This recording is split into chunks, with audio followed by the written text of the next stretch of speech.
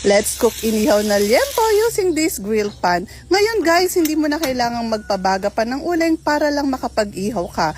Pwede kang mag-ihaw sa ating grill pan ng seafoods, isda, karne ng baboy, manok, gulay, or kahit ano pa. And take note guys ha, non-stick na rin yan, hindi lang inihaw ang pwede mong uluto, pwede ka rin magluto ng mga pirito na hindi nangangailangan ng sobrang daming mantika. Napaka-convenient nitong gamitin, lalo na kung nagkikrave ka ng inihaw ay hindi ka na mahihirapan pa. Sa mga oras na yan ay umaabot na nga hanggang sa kapitbahay ang bango nitong ating niluluto. At ngayon guys, pwede kang mamili ng iba't ibang size ng ating grill pan. Ang ginagamit natin ay yung 34 cm. Advisable size yan para if ever na magluluto kayo ng isang malaking bangus ay kasyang-kasya. It is also made from my fine stone na may hollow steel. Kaya naman sobrang tigas niyan guys and solid na solid. Alam ko ang gusto mo na rin ito, kaya go! Click na yung yellow basket.